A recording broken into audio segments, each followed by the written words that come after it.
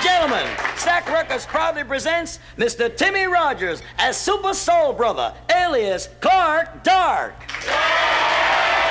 Wow! My name is Super Soul Brother, and I'm going to tell you all about the history of soul. Soul is a deep feeling down inside you. Once you get it, you know you got it. And when you got it, you can't forget it. It never stops moving. It keeps going around and around and around inside your body. It never stops. Black people call this feeling soul. White people call it acid indigestion. Oh yeah! But there's nothing new about soul. Soul has been here since the beginning of time. As a matter of fact, the first caveman was a soul brother. Who else would kill a dinosaur and barbecue the ribs? Woo! Robin Hood, another soul brother. He used to rob from the rich and give to the poor. Today, we call it welfare. Woo! And old Christopher Columbus had to be a soul brother. That's why Queen Isabella said to Christopher, go to India and bring back some spices. Without salt and pepper, these chitlins don't taste like nothing. Woo! Oh yeah! And old Benjamin Franklin had to be a soul brother. One day he said to his granddaughter, Aretha, he said, stop that singing and help me get this damn kite in the air. Woo! And we had some very famous soul inventors too. Eli Whitney invented the first cotton gin so all of his soul brothers could stop picking it and start drinking it. Oh yeah! And Mark Honi had to be a soul brother. He invented the first radio, and what an exciting moment that must have been when Mark Honi leaned over, turned on a switch, and heard these immortal words, holy mackerel, and it's the kingfish. Woo! And in conclusion, we're going to have the first soul comic book hero, faster than a Harlem slumlord on the first of the month, able to leap over a restricted neighborhood in a single bound, more powerful than Harry Belafonte's bank book. In New York, look up in the sky, flying over 125th Street and 7th Avenue. It's a bird, it's a plane, it's Super Soul Brother, who in reality is meek, mild-mannered Clark Dark, a reporter from Jet Magazine. Stepping into a nearby phone booth, he takes off his 8-button Edwardian suit, climbs into his bell-bottom leotards, puts on his Black Panther skin cape and alligator shoes, and says the magic word that gives him superpower. Afro! A for Adam Clayton Powell. F for freedom. R for Ray Charles. And O for, oh yeah! That was a history of soul. Told to you by Super Soul Brother, alias Clark Dark. Oh yeah! Woo! Oh yeah! Woo! Oh yeah! Oh yeah!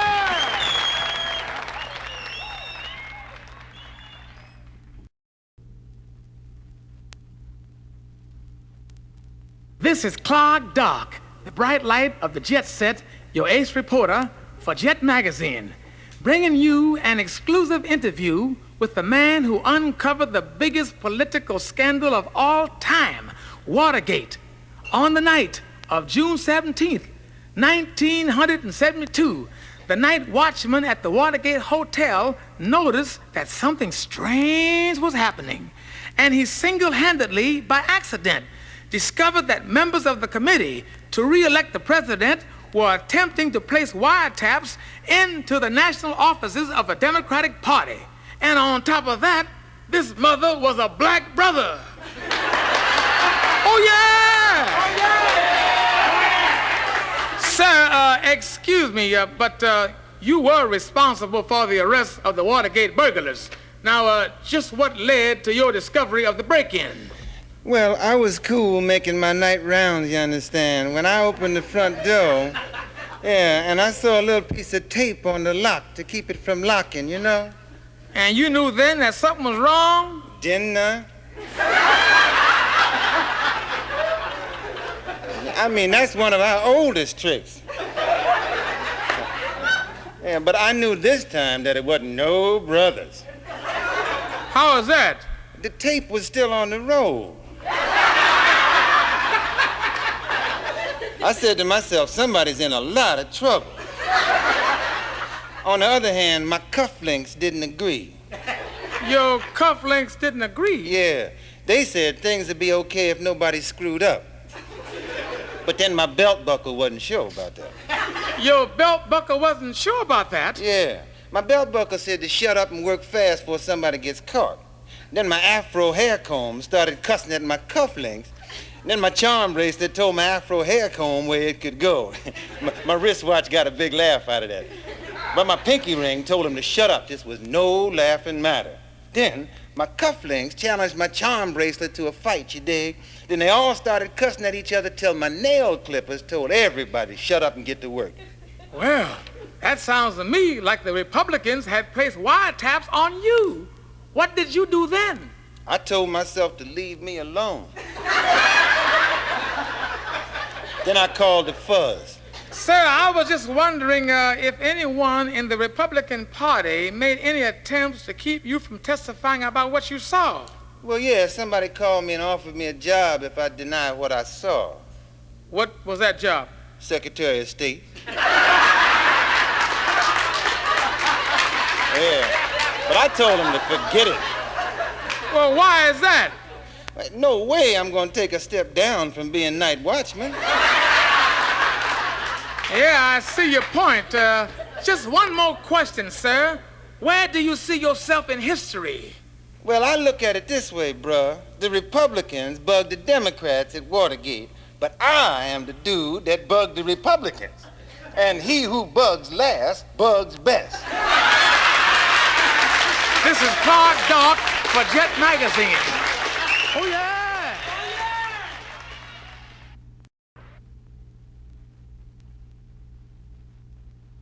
This is a rap session, and my name is Clark Dark.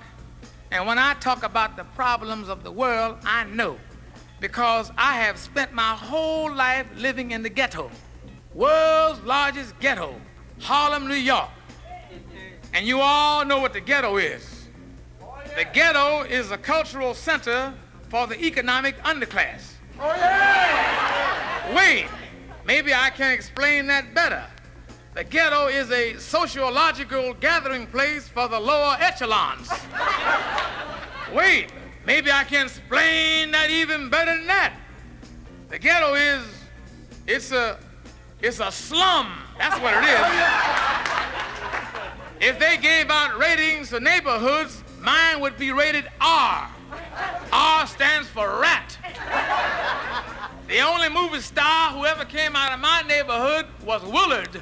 Oh, yeah! The ghetto is a tough place to live, and you can't get a taxi cab from downtown to go up there because they're all afraid. That's why they call them the yellow cab company. They see black, they turn yellow. You see, I don't mind when the cabs don't stop me downtown because I expect that. But when you see a subway go by that has a sign that says off duty, then you know you in trouble. Oh, yeah! Yeah. My wife keeps nagging me. She say, let's get out of the ghetto and move downtown to one of those fine, fancy Park Avenue buildings where the fancy ladies walk their French poodles. I said, well, if you feel jealous, why don't you go outside and walk your roach? He's big enough. This morning I bought him a leash. You see, the big problem in the ghetto is robbery. If they can touch it, they'll clutch it. If they can feel it, they'll steal it. And if it turns them on, by dawn, it's gone. And one more thing. On Park Avenue, they got doormen to keep away the burglars. But in my building, the doorman is the burglar. It's nice to get robbed by somebody you know. Oh, yeah! Oh, yeah! So to be on the safe side, I put a double lock on the door, and they got in. I put a triple lock on the door, and they got in and took the door. And then I got desperate, and I put 4 locks on my door and 6 locks on my wife. And you know what? They opened both. Oh, yeah! Which is more than I've been doing lately. Oh, yeah! And now, Clark Dark checks out the college students.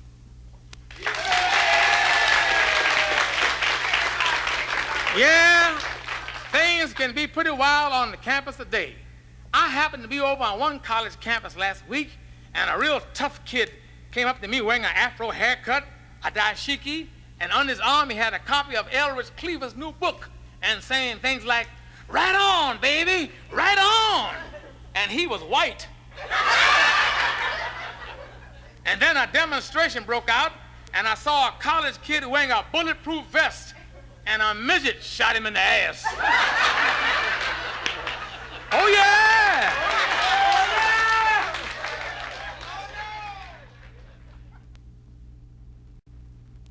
This is Clark Dark, alias Super Soul Brother, with a special bulletin for all Super Soul brothers and sisters.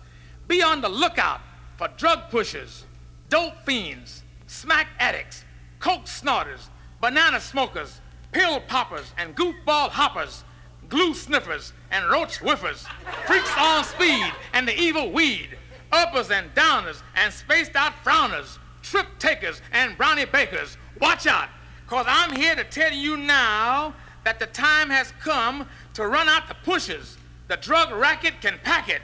It's time to stop sticking things in your veins. Don't shoot that stuff in your arms. The only thing we should have in our arms is each other. Now, that's a trip. Uppers, downers, everywhere I go, I see people popping uppers in the alley. You might as well be getting popped with an upper by Muhammad Ali. Oh, yeah! Either way, you are dead. Now, pills ought to be taken to get rid of a headache. Uppers and downers not only get rid of the ache, they get rid of the entire head. Now, you can fill your life with speed, but speed makes you go faster than you want to. So fast that everything is over and there's nothing left to do. You can fly with speed, but you fly right by your own future. Now, you seen Superfly getting high, Johnny Shaft busting graft, but you ain't seen nothing until you see Super Soul Brother go after any mother who's got something to shoot, sniff, or smoke. When the push comes to shove, it's the pusher who can shove it and get shoved away. Take my advice. Don't take any vice. That's the only vice you need. Now put that in your pipe and smoke it. Oh, yeah!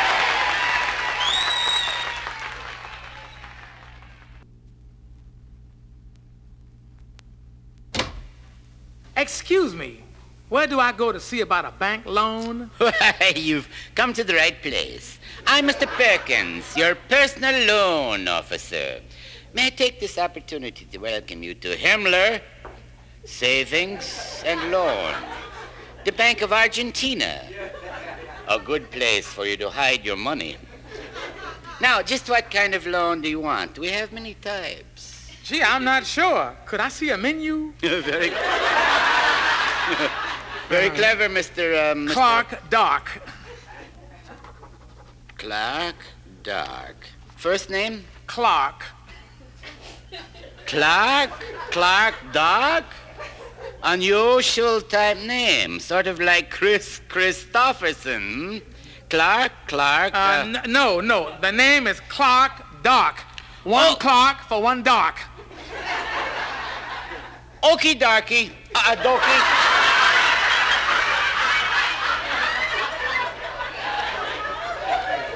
Watch it, Whitey. Now then, Mr. Dark, do you have collateral? Not much since I cut out starches like rice and potatoes. Another funny, Clarky. Let me just look up your credit rating here. Just see what your history is. Oh, excellent, Mr. Dark. According to our records, you're a credit to your rate. Get it? Credit to your rate? Yeah, I've gotten it before.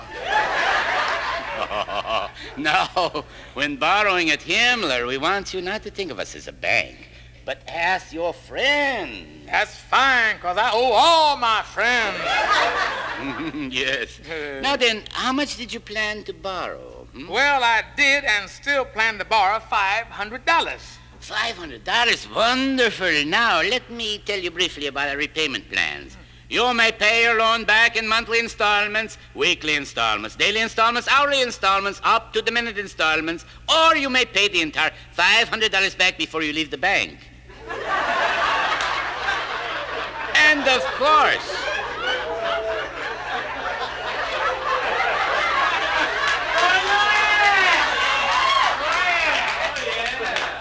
course, Mr. Dark, there is the little matter of interest, you know. Just how much interest? Oh, I'm sure you'll find the rate very reasonable. You just pay 1.5% of the net figure, compounded on the gross figure of the figure you originally borrowed per annum. Man, just how much do I actually pay back? Only $47,683.23. And if you choose to pay our easily monthly payment, you just pay back $6 a month for the next 348 years. Unless you should happen to die during that time, wherein the responsibility for the payment will automatically revert to the immediate succession of your next 3 1/3 generations. Not to mention our even more economical missed payment plan. Missed payment plan? Oh, yes. One of our more popular plans with, should we say, the minorities. After you miss just one payment, you will pay only 1/2 of what you normally would each month after that. Just 1/2? What happens to the other half? It pays your hospital bills for the missing payment. Oh, no!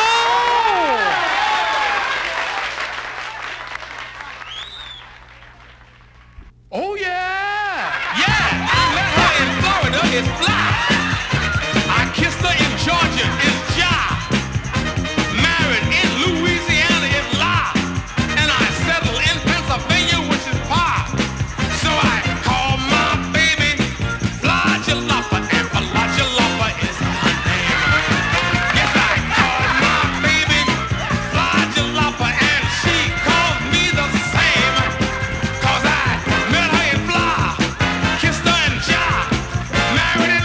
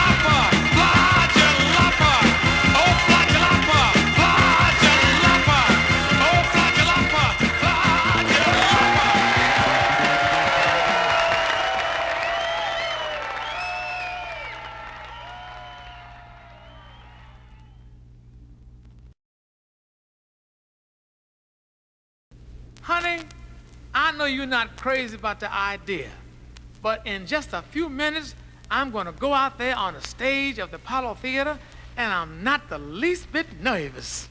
I'm not surprised. It don't take no nerve to be a fool. A fool? Here I am about to perform in front of 2,000 brothers and sisters. Yeah, just a peanut for the gallery. Here it is, a new dance, the snake hips, done by a funky chicken. Chicken? Fla-Ga-La-Pa? This could be the biggest thing since the twist. Don't you believe in me, honey? Baby, when it comes to believing in you, I'm a confirmed atheist. Oh, Fla-Ga-La-Pa, where's your faith in me, honey? Missing in action. The last time it was heard from, it didn't leave no forwarding address. Oh, honey, I think you're being unfair. Here I've taken you from the surroundings of poverty, marrying you, gotten you a job as a reporter, and provided you with a home. Yeah, from rags to roaches. Oh, Fla-Ga-La-Pa, honey, I'm sorry you feel that way about me, but I got to go now. They're calling me on stage.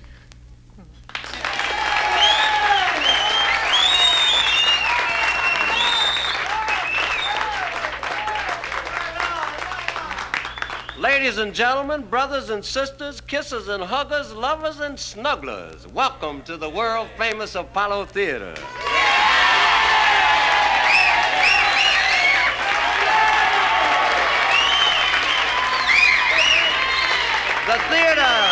The theater that gave you Ella Fitzgerald, Miss Nancy Wilson, Billy Eckstein, the divine Sarah Vaughan. Uh-oh, I take that back. We didn't give them to you. You paid to get in here. Tonight, for the first time anywhere, and possibly the last time anywhere, the Apollo presents that well-known bright light of the jet set, the rage of the black page, the #1 reporter for Jet magazine. You know him better as Clark Dark.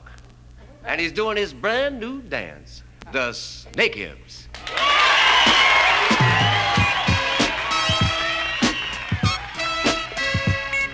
Snake hips, you got snake hips, baby.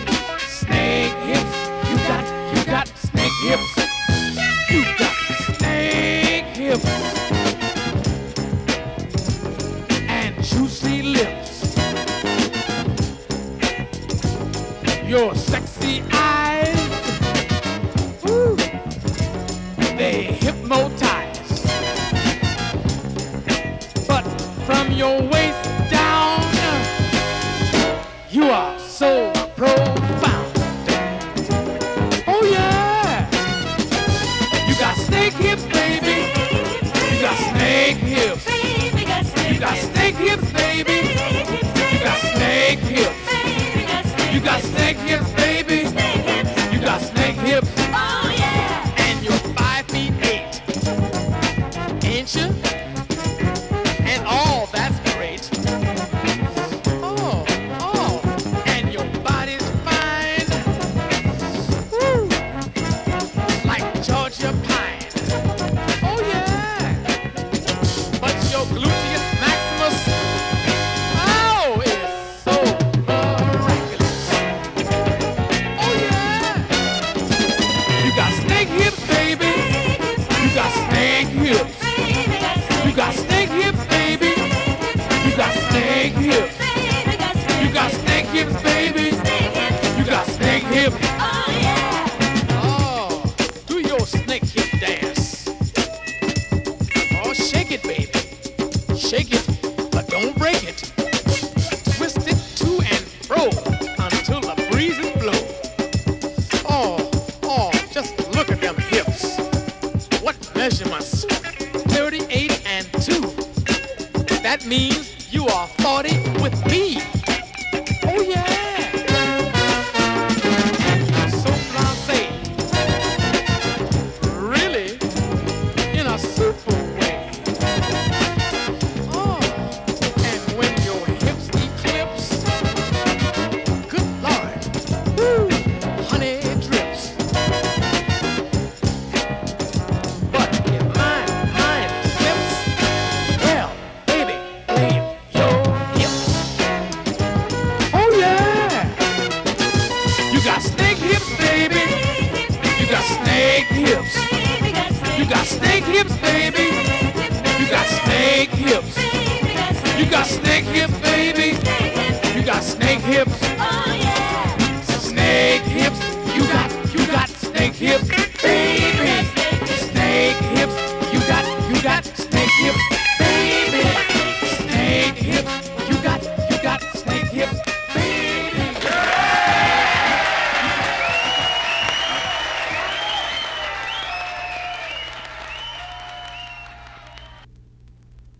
This is television station WITE White, presenting the new cooking show, The Hot Pot, interviewing Clark Dark.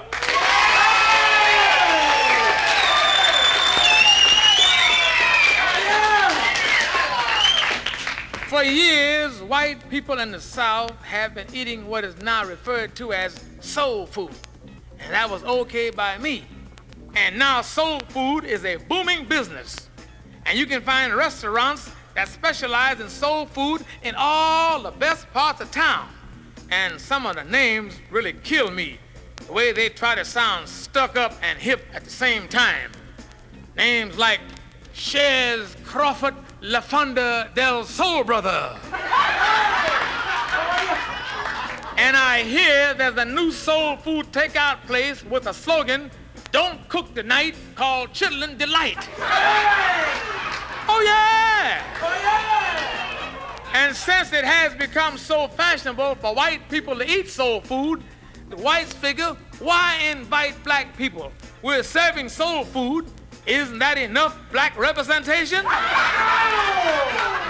Or why invite the Booker T. Washingtons, dear? I'm serving a fat omelet. And I pity the poor white liberal who ends up at a cocktail party where they're serving soul food.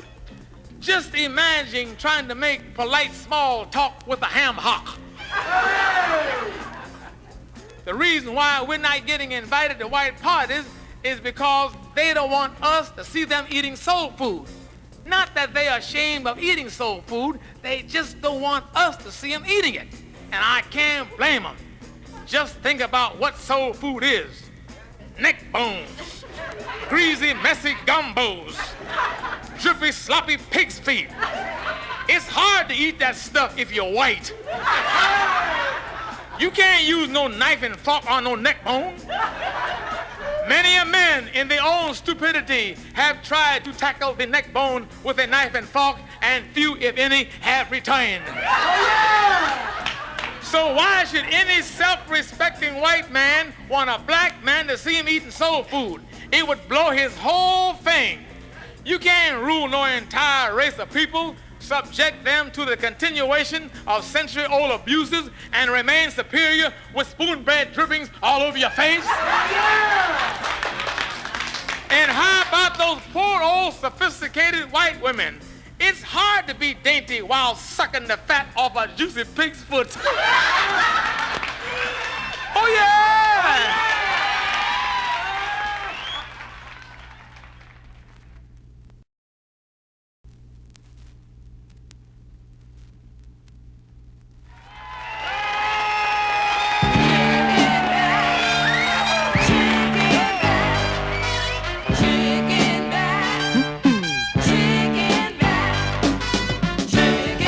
All I want is gotta have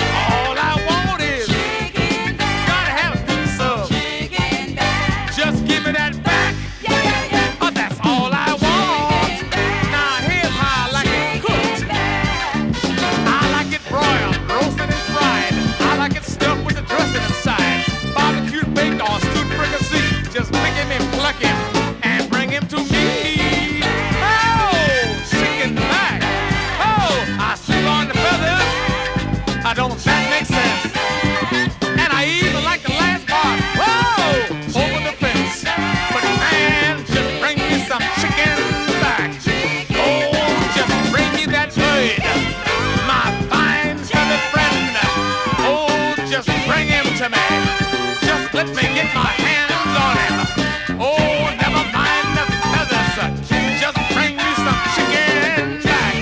Oh, Lord have mercy. Love that chicken back. Amen.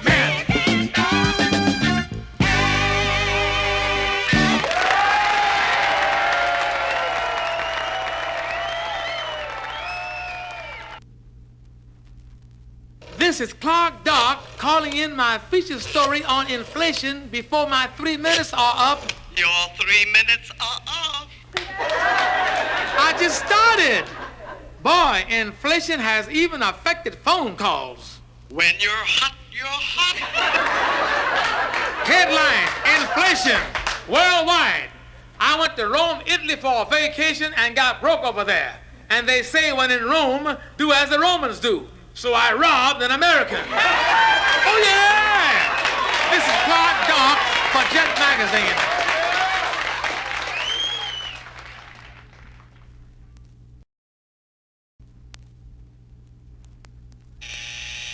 Mr. President, Super Soul Brothers here to see you.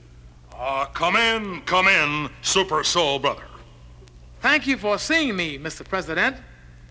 I come to you today as the official representative of Soul. And I heartily welcome you. I think you Koreans are a wonderful people.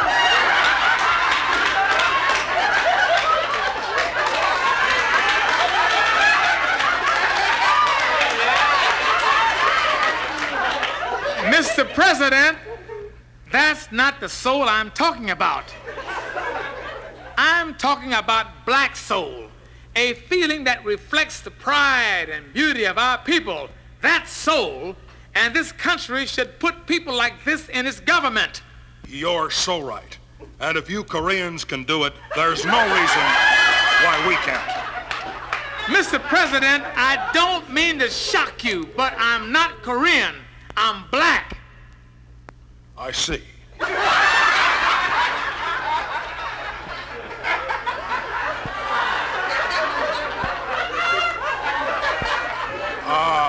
Well, I'm a man who doesn't see color.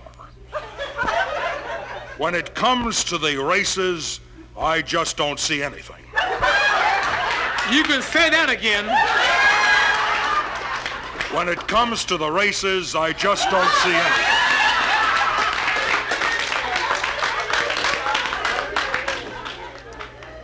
Mr. President, I don't want to take up any more of your time, but I think it would be to your advantage to bring some blackness to your government at the highest level. I agree. And if I have my way, there'll be more blacks in both houses of government. Both houses? You mean the House and the Senate? No, Key Biscayne and San Clemente.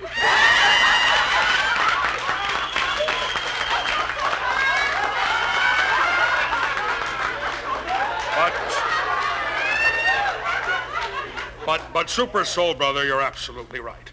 Get me the phone. Get me the Pentagon. This is the president. I want to make this perfectly clear. I want this effective immediately. I'm bringing some blackness to my government. Have the Secretary of Defense grow an afro and get him a couple of white girls.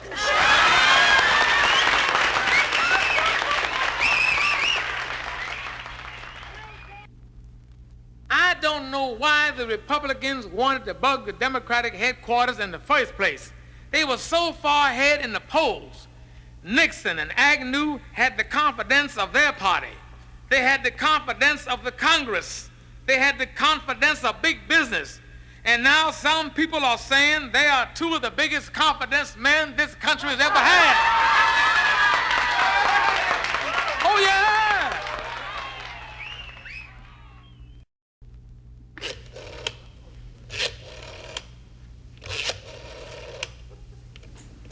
Hello, Colonel Halfbright. This is Colonel Eustace B. Huckster. It has come to our attention that a mysterious force is loose somewhere in outer space. A situation of grave gravity may exist for this country. Our only hope is for someone to go up there and investigate this strange force. And that someone is Super Soul Brother, who is now in the space capsule at Cape Canaveral and ready for blastoff. 5, 4,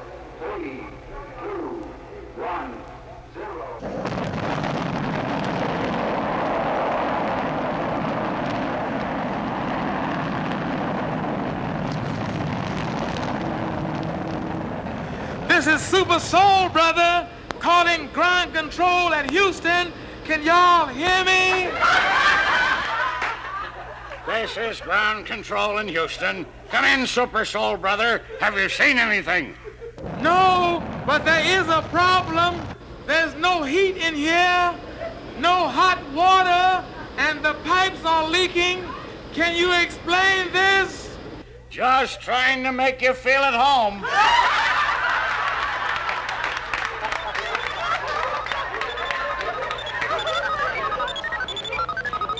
This is ground control at Houston. Super Soul Brother. Super Soul Brother, come in, please. What do you see? I don't see nothing. I looked around, and as it turned out, there was nothing to worry about. Just another typical government operation. Overreaction and under reflection. The country was saved from any new threats and can now go back to being afraid of the old things like democracy, humanity, and racial harmony. I'm ready for a splashdown.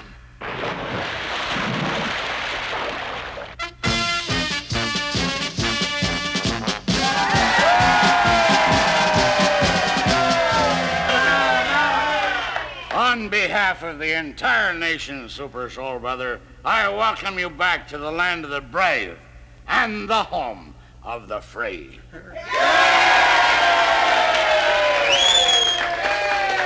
Thank you, my Super Soul brothers and sisters and my fellow Americans.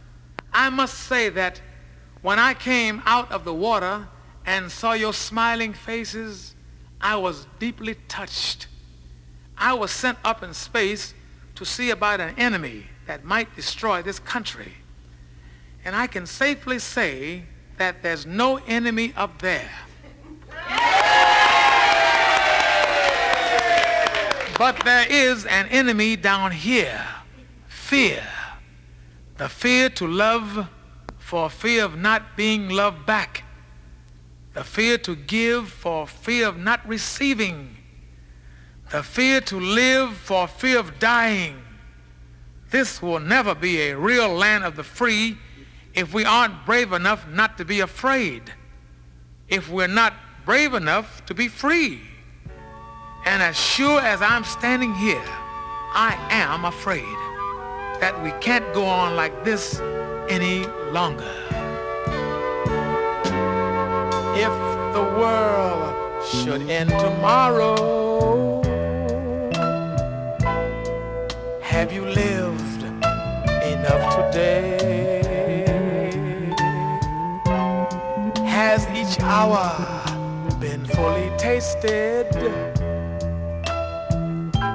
Or merely wasted away? Have you climbed your highest mountain? Have you crossed some unknown streams? Or are you just another dreamer who has no time left for dreams? Turn around and it's over. How the time rushes on. Yes, turn around and it's over. The moments that you had is gone. If the world should end tomorrow, have you lived enough today? If the world should end tomorrow, can you kneel down and pray? Give thanks and say, I've lived and loved today.